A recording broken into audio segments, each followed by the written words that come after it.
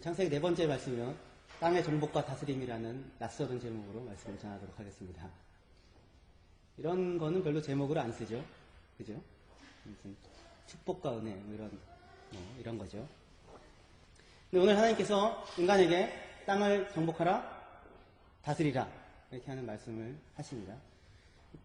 도대체 이것이 뜻하는 바가 무엇인가? 오늘은 말씀을 통해서 이 창세기 1장에 있는 성경의 말씀을 통해서 자연과 사람의 관계가 어떠한가 라고 하는 것을 생각해 보려고 합니다. 벌써 이렇게 자연과 사람의 관계가 어떠한가 그런 것은 이제 은혜가 안 되기 시작하죠. 이 밖에 있는 이 자연과 우리 인간은 어떠한 관계가 있는가 라고 하는 것을 물론 포함하지만 제가 오늘 말씀을 드리고자 하는 것은 그것이 아니라 무슨 환경운동가나 생각해야 할 법한 그런 것이 아니고, 이 한국교회는 더 뚜렷하게 들어가 있는 그런 오해나 아니면 편견이 있는데요. 그것은 뭐냐면 자연과 초자연을 나누는 것입니다. 그러니까 신적인 것과 인간적인 것, 세상적인 것과 영적인 것, 그죠? 하나님의 일, 주의 일과 세상 일, 나의 일, 이렇게 나누죠. 그래서 기도할 때 항상 이제 그런 기도가 나오죠. 일주일 동안 세상 일에 바빠서 주의 일에 열심히 하지 못했나이다. 죄송합니다. 용서해 주십시오. 라고 하는 기도를 하곤 합니다. 세상 일이 무엇이었습니까? 뭐에 이렇게 바빴습니까? 그래서 뭐에 이렇게 바빠서 주의 일을 못하셨습니까? 주의 일은 여러분들이 못했다고 말씀하신 그 주의 일이란 무엇입니까? 예배 드리는 거. 주의 일은 그럼 일주일에 한 번밖에 못하죠? 주일날 나와서요. 이제 앞으로 화요일부터 새벽 예배가 시작되니까 매일 할 수 있습니다. 월요일 빼고요. 우리는 그렇게 자연적인 것과 초자연적인 것, 은혜, 은총과 자연, 하나님과 관계된 것과 관계가 없는 것, 영적인 것과 세속적인 것, 믿음으로 행하는 것과 내 생각으로만 행하는 것 사이를 나누고, 이쪽 것은 좋고 이쪽 것만 해야 하고 이쪽 것은 나쁘고 이쪽 것은 피해야 하는 것으로 늘 생각을 합니다. 오늘은 그 부분에 대해서 그렇지 않다. 그리고 그렇다면 어떠한 관계가 있는가 라고 하는 부분을 생각을 해보겠습니다. 성경에서는 우리가 생각하는 것과 같이 주의 일과 나의 일, 주의 일과 세상의 일, 영적인 것과 육적인 일을 구분하지 않고 모든 것이 다 주의 일인데 그 주의 일 안에 이 다른 방향과 근원이라고 할까요? 해서 나오는 두 가지의 명령이 있는 것입니다. 그것은 무엇이냐면 성경에 있는 크게 두 가지 명령이 있죠. 하나는 우리가 잘 아는 마태복음 28장에 나오는 지상명령입니다. 그죠? 너희는 가서 모든 족속으로 제자를 삼아 아버지와 아들과 성령의 이름으로 세례를 주고 내가 너에게 분부한 모든 것을 가르쳐 지키게 하라. 볼지어다 내가 세상 끝날까지 너희와 항상 함께 있으리라 하시니라. 그죠? 우리에게 주어진, 모든 그리스도인에게 주어진 아주 중요한 지상명령입니다. 그 이상 더 높은 명령이 없는 명령이에요. 그죠? 가서 제자를 삼고 성령을 주고 성령의 이름으로 성부 성자 성령의 이름으로 세례를 주고 가르쳐서 지키게 하는 것, 제자를 삼는 것, 복음을 전하는 것.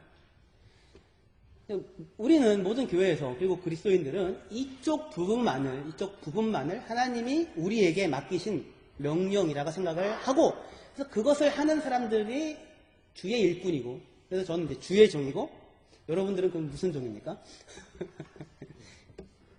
주의 종의 종, 이렇게 되면 안 되죠? 그게 아니죠? 이제 그쪽에만 모든 포커스와 강조점이 있는 거예요. 그게 중요하기 때문에 그렇습니다. 사실이에요. 한국교회는 특히나 이런 영원 구령의 열정이 굉장히 강해서 모든 것을 다 가지고 누리면 무슨 소용이 있느냐? 당장 죽어 지옥 가면. 그죠? 맞는 이야기죠. 그래서 한 영혼이라도 더 주께로 목숨을 걸고 아프리카도 가고 목숨을 걸고 아랍권도 가고 목숨을 걸고 이슬람권도 가서 까짓거 죽으면 죽자. 그렇게 해서라도 한 영혼이라도 어떻게든지 구원하자. 이것이 우리에게 주어진 지상명령이고 유일한 명령이다. 다른 것은 아무래도 소용이 없다. 라고 하는 요구를 받게 됩니다. 어떻게 생각하십니까? 얼른 이제 직장에 사표를 내시고요. 집을 퀼디금 하시고 다 싸셔서 아프리카로 다 가셔야죠. 여기 한번 모일까요?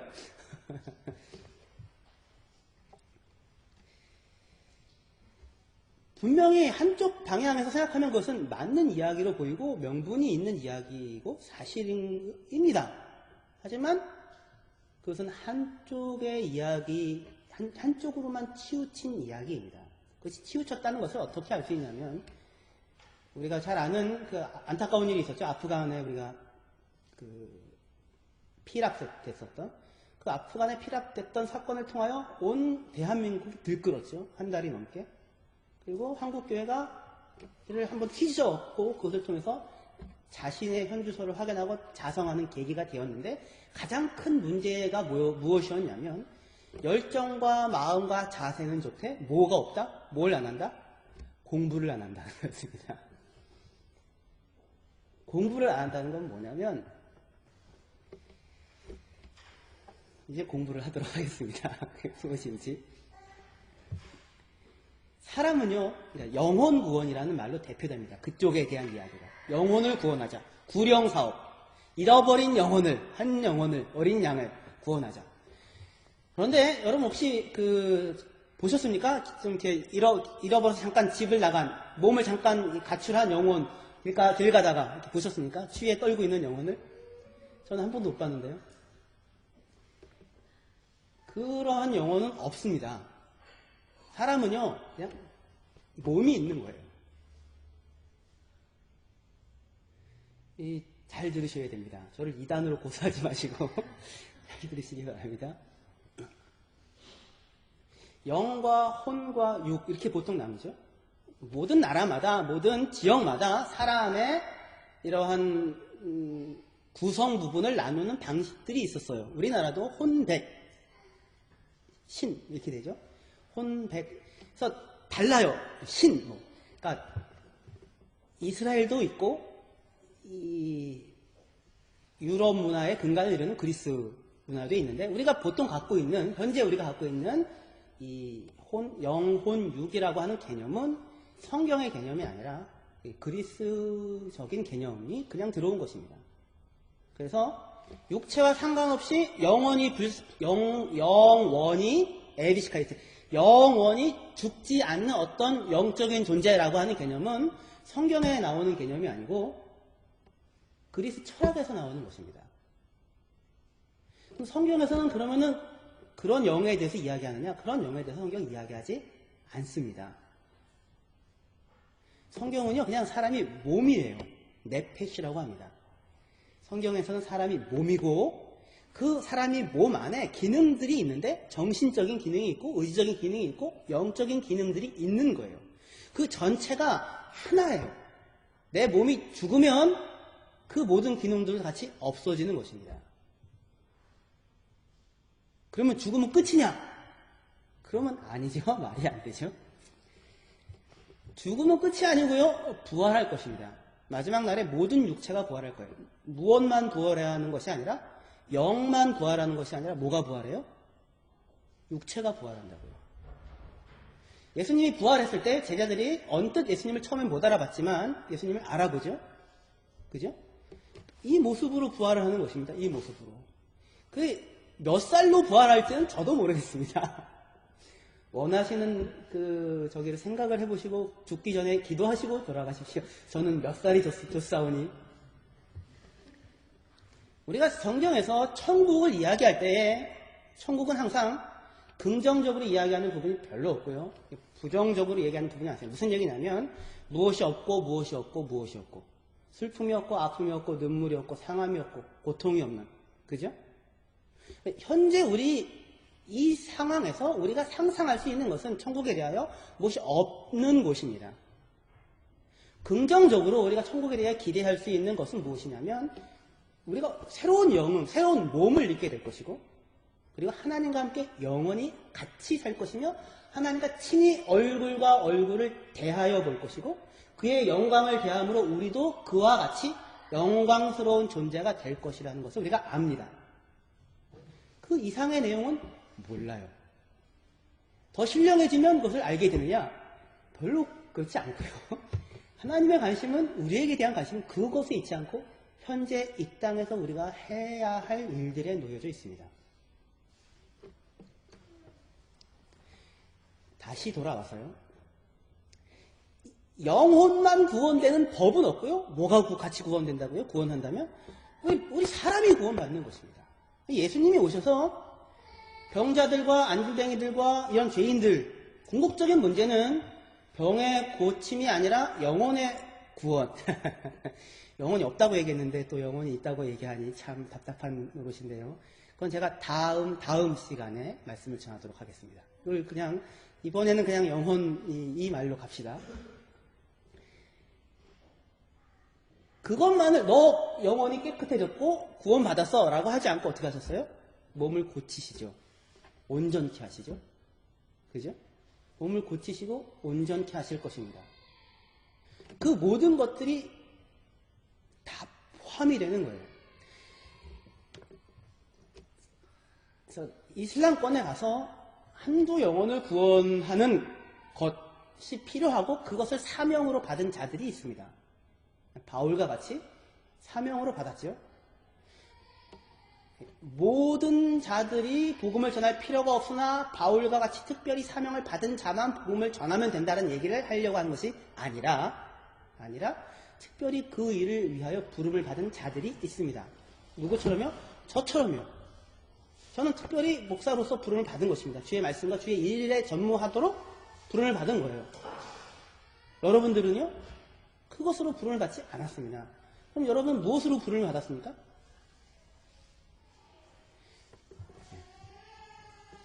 저의 일은 무엇입니까? 그래서 말씀을 전하고 기도하고 목회를 하고 여러분들을 만나고 하는 그 모든 것들이 무엇입니까? 저의 일이에요. 저의 직업입니다. 이 직업하면 여러분들 별로 안 좋게 생각하시는데요. 목사님은 목회가 직업이래. 돈을 위하여 일하는 것이다 라고 생각하면 그게 안 좋은 것일 수 있죠. 그러나 그렇지 않고요. 이후에 조금 더 있다가 이제 그 일에 대하여 직업에 대해서 얘기가 나올 텐데 직업은 여러분들 자신과 분리되어질 수 없는 여러분의 정체성을 이루는 것입니다. 직업이라고 하는 일이라고 하는 것을 떠나서 나 자신을 설명할 수 있는 방법은 없습니다. 그것은 하나님께서 여러분들에게 주신 축복이며 여러분에게 맡기신 사명입니다. 저는요, 이 말씀을 전하는 이 일이 아주 좋습니다. 그리고, 기쁘고 즐겁습니다. 자아 실현을 해요. 제가 이것을 통하여. 여러분들은 아니겠지만, 여러분들은 여러분들에게 주어진 일이 있는 거죠. 그러니까, 특별히 이렇게 저는 이 일로 부름을 받았어요. 주의 일로. 어떤 분은 선교사로, 저는 목사로. 여러분들은요? 성가대로 교회 집사님으로 부름을 받았습니까? 그것과는 좀 다른 것입니다. 여러분들은 뭘로 부름을 받았냐면 지금 이 테아터 직원으로 금융업에 종사하시는 분으로 현재는 학생으로 가정주부라고 얘기할 수 없고요. 전업주부. 뭐라고 하죠? 이 이런 그런 게 있지 않습니까? 이게 프로페셔널 주부로 각각의 모습으로 그 모습으로 부름을 받은 거예요. 그 모습으로 부름을 받은 격이 사도 바울이 이방인의 사도로 부름을 받은 그 일을 맡은 격과 다르지 않은 것입니다. 그러니까 선교사로 가서 영혼을 구원하고 구령 사업을 하는 것으로만 주의 일을 하는 것이 아니고 다른 것으로서 주의 일을 할 수 있다는 것입니다. 그것이 무엇이냐를 오늘 말씀을 통해서 생각을 해보려고 하는 것입니다. 자, 오늘 말씀은 어렵기도 하고 쉽기도 하고 그렇습니다. 항상 그렇지만 지금 저희가 하나 지금 생각해 놓은 명령이 있습니다. 그것은 무엇이냐면 지상명령입니다. 그죠? 너희는 가서 모든 족속으로 제자를 삼아라. 전도하고 복음을 전하고 하나님을 믿게 하고 내가 가르친 모든 것을 가르쳐서 지키게 하여 그들도 하나님의 온전하신처럼 온전한 사람이 되게 해라. 너도 그런 사람이 되어서 라고 하는 것이 한 방향이에요. 영혼 구원으로 끝이 아니고요. 영혼 구원으로 끝이 아니라 그 자가 뭐가 되어야 돼요? 하나님의 온전하신 같이 온전한 자가 되기까지 하는 것으로 끝이 나요.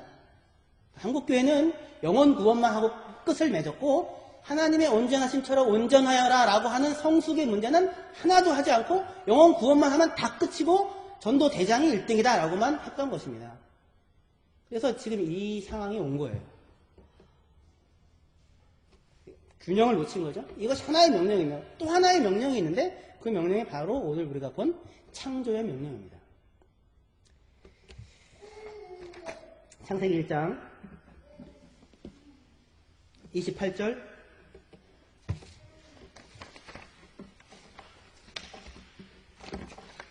같이 읽도록 하겠습니다. 시작.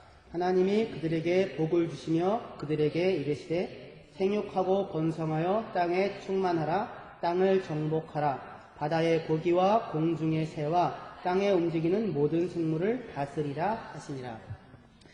사람에게 주신 축복이며 명령이죠. 복 주시며 가라사대 그러죠. 복을 주시며 축복으로 주셨는데 복이며 동시에 뭐예요? 명령이에요. 하나님께서 그들에게 사람들에게 직접 말씀을 하세요. 생육하고 번성해라. 땅에 충만해라 라고 축복을 주시는 것입니다. 축복이며 명령입니다. 작년에 우리는 이 명령을 아주 잘 지켰죠. 우리 기란이 성도에게는 축복을 많이 받고요. 생육하고 자식을 낳고 번성하고 많아지고 땅에 충만하라. 땅을 가득 채워라.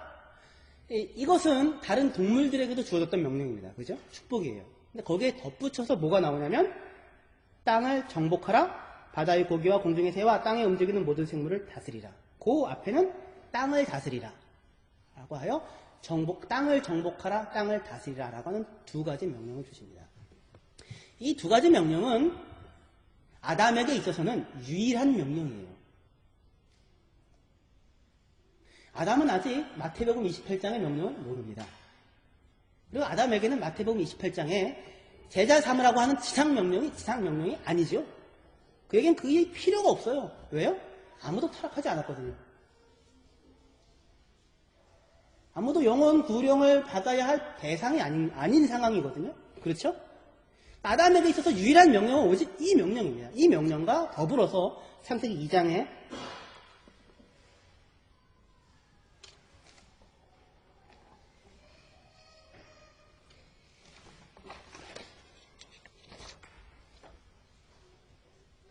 네, 2장 15절에요. 2장 15절에 같이 읽겠습니다. 여호와 하나님이 그 사람을 이끌어 에덴 동산에 두사 그것을 다스리며 지키게 하시고 예, 똑같은 것입니다. 두 가지 방향에서 얘기가 되는데요. 땅을 정복하라, 땅을 다스리라. 그죠? 그 다음에 에덴에 사람을 두시고 그것을 다스리며 지키게 하시고 이 두 가지 일이 아담이 받은 하나님으로부터 부여받은 유일한 명령입니다. 물론 하나가 더 있죠. 뭐예요? 선과 악을 알게 하는 선과 악의 지식나무 선악과는 먹지 마라. 그것은 금령이지 해야 할 일로서 주어진 명령이 아니죠. 하지 말아라지 해야 할 일로서 주어진 명령이 아닙니다. 지금 아담에게 있어서 유일하게 하나님의 일, 하나님의 뜻을 행하는 것은 무엇입니까? 전도하고 기도하고 찬양하고 성가대 봉사하고 주일학교 교사를 하는 것이 아니라 뭐예요? 동산에서 일을 하는 거예요. 땅을 파고 나무를 가꾸고 그죠? 동물들에게 이름을 주고 땅을 정복하고 다스리는 것입니다. 다스린다는 말은 히브리 말로 라다라는 말인데 이 말은 어떤 말이냐면 왕이 땅 세상을 다스릴 때 쓰는 전문 용어입니다. 왕이 통치를 가리키는 말이에요. 왕으로서 이 땅을 다스려라. 왕으로서 이 땅을 다스릴 때에 왕이라고 하는 것은 그 최종적인 권위이죠. 그 위에 다른 권위가 없죠. 그죠? 하나님께서 사람을 이 땅에서 그 위에 다른 권위가 없는 최종적인 권위로 사람을 세우셨어요. 저와 여러분들을 세우셨어요. 자연 만물이 아니라. 그런데 그것을, 그 권위를 누구에게 부여받았습니까? 하나님에게서 부여받았어요. 그러니까 하나님은 대왕이고 사람은 거기서 부여받은 통치권을 위탁받은 일종의 왕인 것이죠. 왕이지만 그 위에 권리를 위임해주는 다른 왕이 있는 왕인 것입니다. 그 왕이 이 땅을 다스리는 것, 그러니까 왕으로서 이 땅을 다스리고 그리고 왕으로서 이 땅을 정복하는 그 일이 하나님의 일이며 주의 일이고 주를 기쁘시게 하는 일이었던 것입니다. 할렐루야.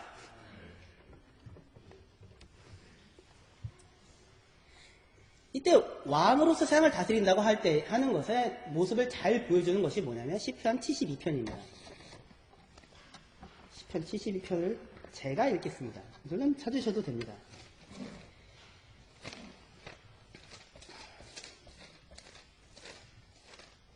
시편 72편, 그래서 852면 하나님이여 주의 판단력을 왕에게 주시고, 왕에 대한 시편이에요.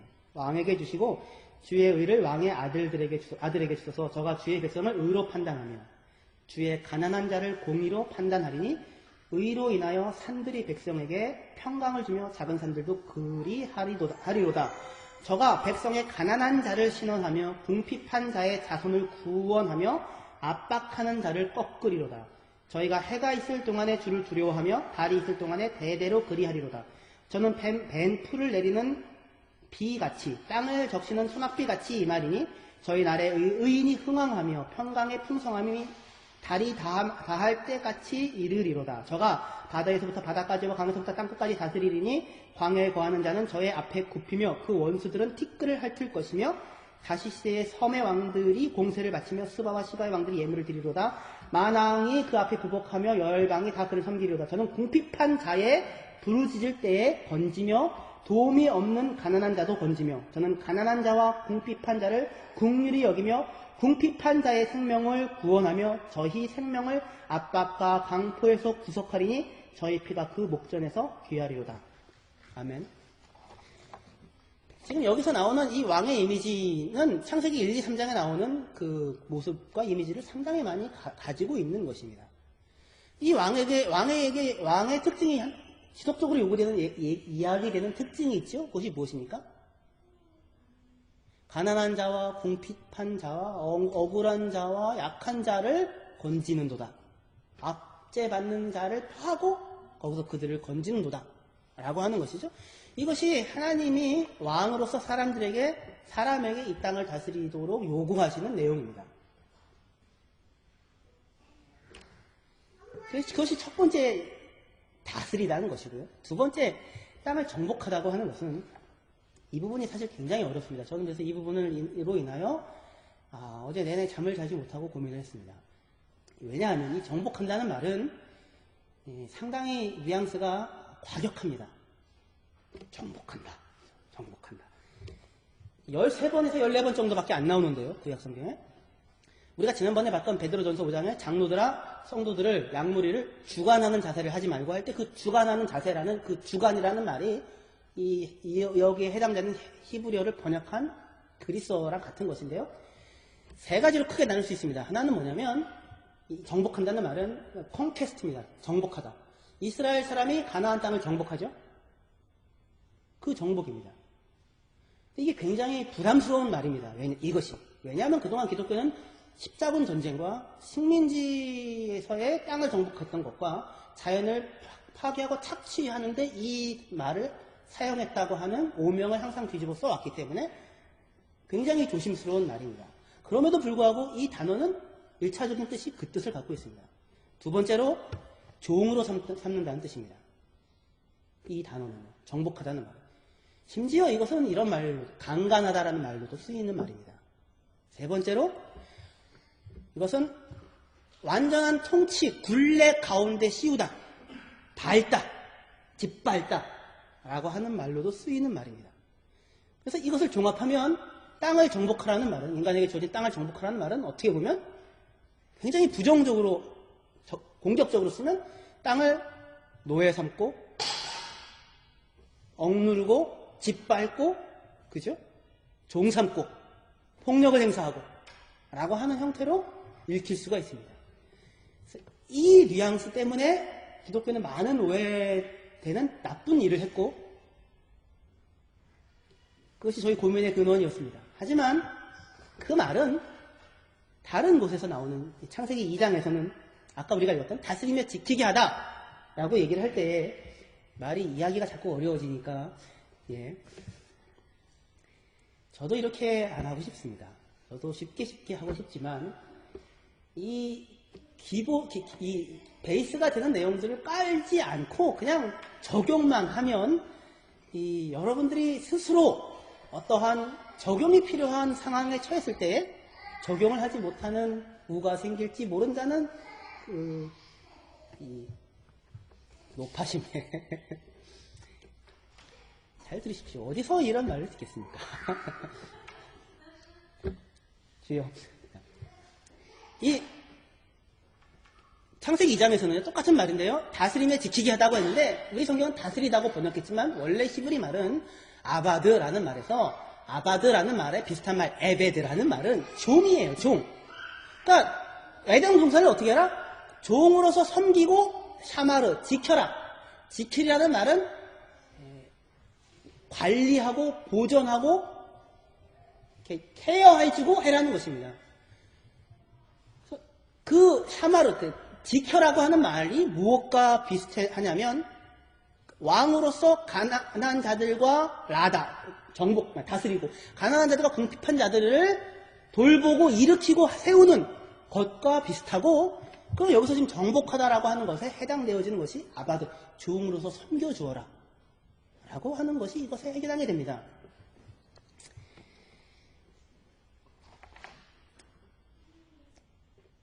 그러니까 잘 보십시오. 하나님의 정복, 하나님의 통치, 하나님의 다스림은 억누르고 빼앗고 짓밟는 것으로 나타납니까? 그렇지 않죠? 너희 중에는 그렇지 아니하니. 세상 사람들은 그렇게 하나 너희 중에는 그렇지 아니하니. 으뜸이 제거하지 않은 자는 종이 되고 크고자 하는 자는 섬겨야 하리라 하지요? 그것이 이 이후에도 항상 나타나는 것입니다.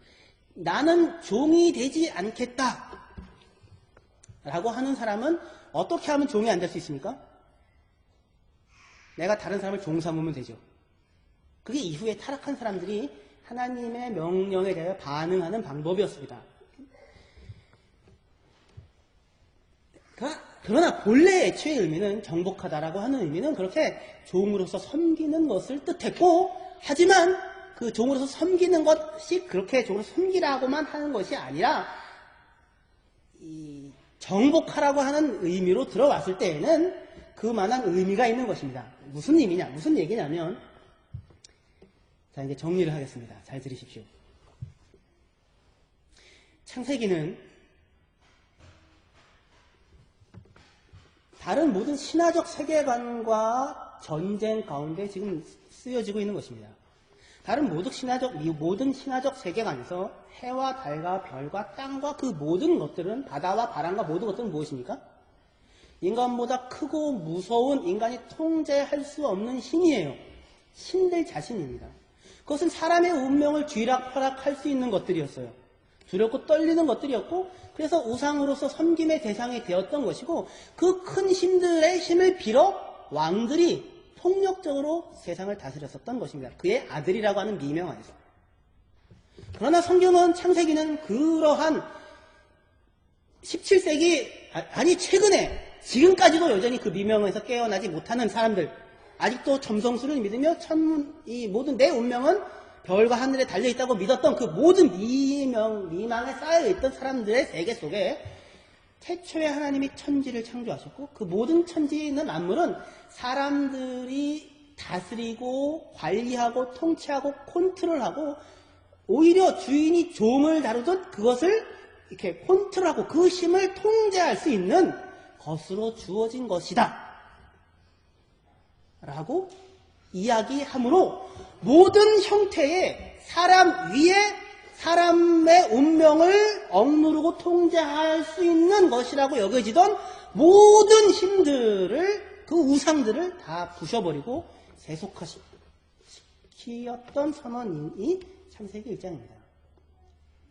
그래서 2000년, 3000년 전부터 우리에게 지금 주어졌던 것이에요. 근데 그때에 무슨 명령이 주어진 것이냐면 그렇게 이 땅의 주인으로서 왕으로서 땅을 섬기고 돌보며 다스리고 그뿐만 아니라 그것을 다스리기 위하여 조건으로 요구되어진 전제가 있는데 그것은 무엇입니까?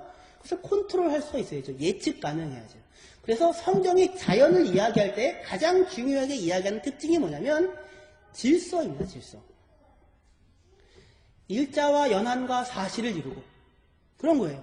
틀을 나누고 범접치 못하게 땅과 바다를 나누고 하늘과 땅을 나누고 모든 것들을 규모 있게 해놓고 그것들이 일정한 질서를 통해서 돌아가서 이것이 언제는 그랬다가 언제는 그렇지 않고 누가 주술을 쓰면은 이게 해일이 일어났다가 누가 주술을 또 쓰면 무슨 일식이 월식이 일어났다가 하지 않고 이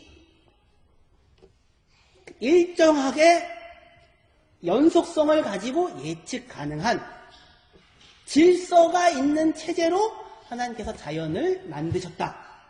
그리고 그것을 인간이 파악하고 이해하고 거기에 작용하고 하여서 경물하여서 그 원리와 질서와 내용과 것들을 파악하고 이해하여 그것들을 다스리고 관리하고 지키는 것을 하나님으로부터 그 특권과 능력을 위임받고 그것을 일로 과제로 부여받았다는 것입니다.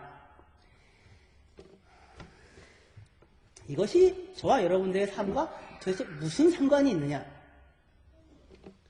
그 얘기를 하고 이제 말씀을 마치도록 하겠습니다. 처음에 얘기했던 자연적인 것과 초자연적인 것, 신앙의 일과 비신앙적인 일과 무슨 상관이 있는가?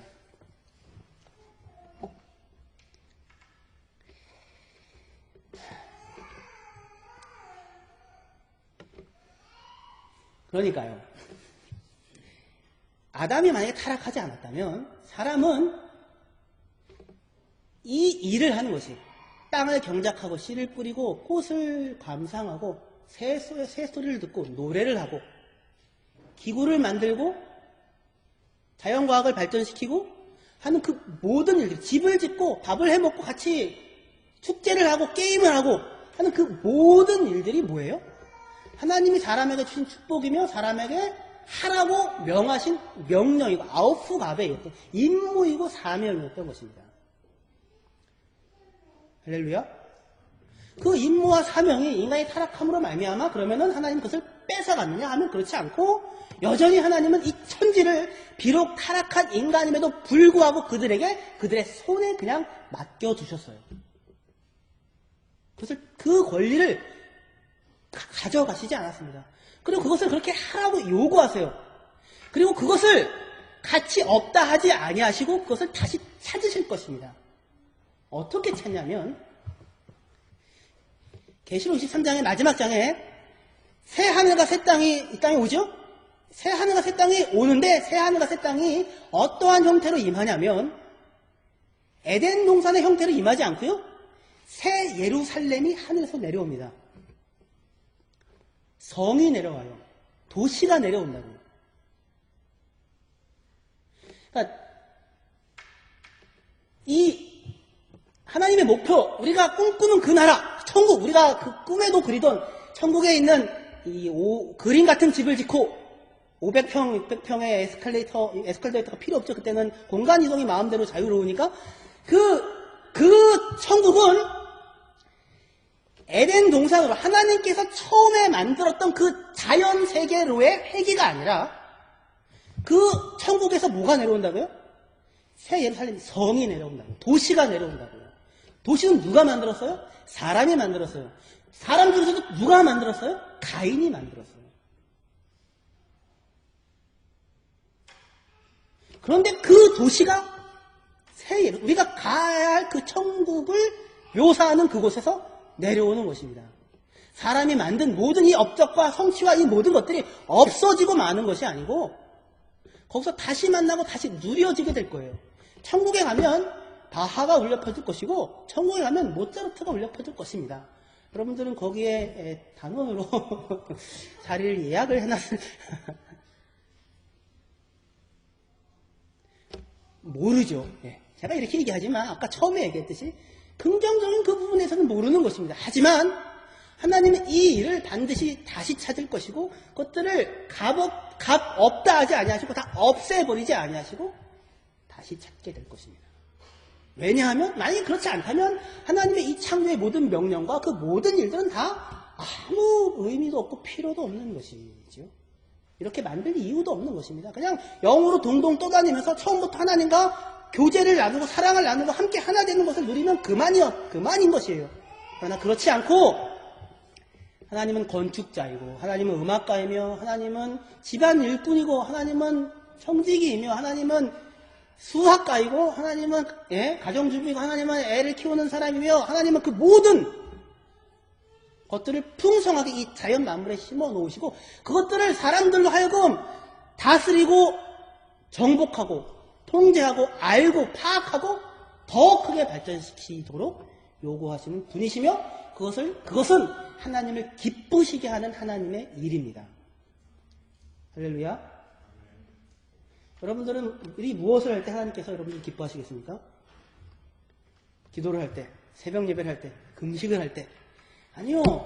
저는 미나가 언제 제일 예쁘냐면 잘 때 제일 예쁩니다. 저는 자고 먹고 똥 쌀 때 그렇게 예쁩니다. 감사합니다. 기쁨이 충만합니다. 존재 자체가 기쁨이 됩니다. 여러분들에게 하나님께서 이러한 능력과 재능과 할 수 있는 모든 것들을 주셨어요.